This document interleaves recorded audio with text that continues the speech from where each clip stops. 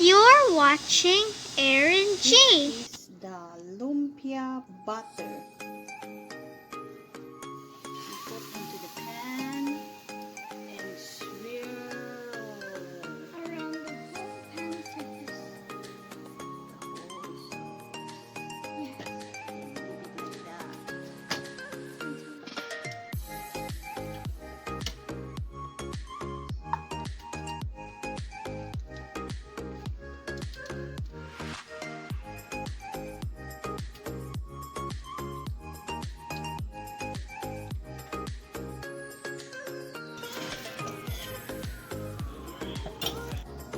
Then you to take